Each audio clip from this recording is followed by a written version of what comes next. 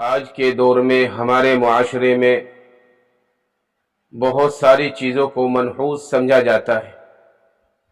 یہ ہمارا معاشرہ غلط سلط چیزوں کو زیادہ مانتا ہے، اور بہت ساری ایسی چیزیں ہیں جو بہت سارے لوگ ہمارے معاشرے میں ان کو منحوس سمجھتے ہیں، جیسے کہ الو کی نسبت یہ بات کی جاتی ہے، اور لوگ اس اعتقاد کو مانتے ہیں کہ جس مکان کے اوپر یا جس دکان کے اوپر یا جس چھت کے اوپر الو بیٹھ جائے اور الو بیٹھنے کے بعد وہاں بولتا ہے تو وہ مکان اجڑ جاتا ہے، وہ مکان برباد ہو جاتا ہے۔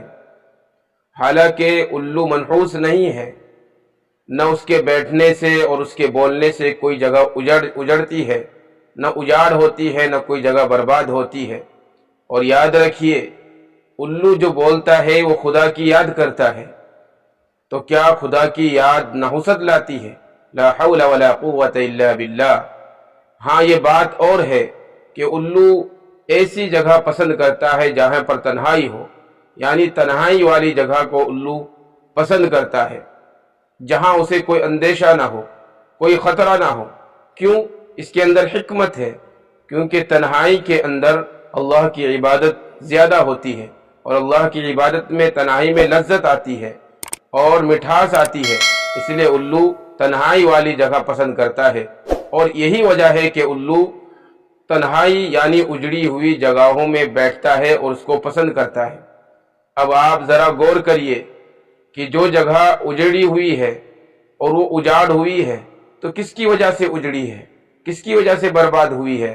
اب الو تو وہاں اجڑنے کے بعد آیا ہے، تو ظاہر ہے کہ الو کی وجہ سے وہ جگہ نہیں اجڑی، الو کی وجہ سے وہ جگہ برباد نہیں ہوئی، بس وہ ہمارے گناہوں کی وجہ سے اجڑی ہی، وہ جگہ ہمارے گناہوں کی وجہ سے اجاڑ ہوئی ہے۔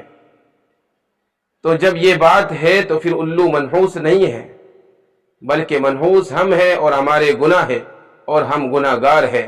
الو منحوس نہیں ہے، الو کی وجہ سے وہ جگہ برباد نہیں ہوئی ہے، وہ جگہ اجڑی نہیں ہے۔ تو الو کیوں منحوس ہوا؟ تو اس طرح کا اعتقاد رکھنا یہ سراسر بالکل غلط ہے، بالکل ناجائز ہے، کیونکہ ہماری جو شریعت ہے اس کے اندر اگر دیکھا جائے تو یہ چیز بالکل غلط معلوم ہوتی ہے، اور بالکل غلط ہماری من گھڑت چیز ہے۔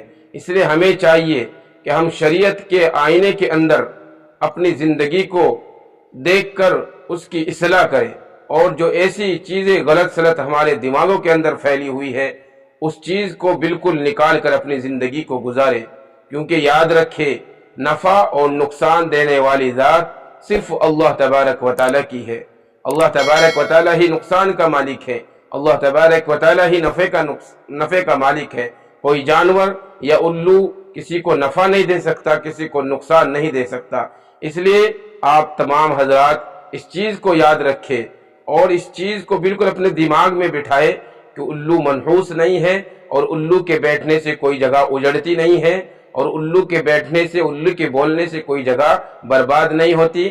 اگر ہمارے دل کے اندر یہ خیال ہے تو اس خیال کو نکال کر اپنی زندگی کو گزارے، اور شریعت مطہرہ کے مطابق اور اپنے مذہب کے مطابق اور اپنے نبی صلی اللہ علیہ وسلم کی تعلیمات کے مطابق اپنی زندگی کو گزارے۔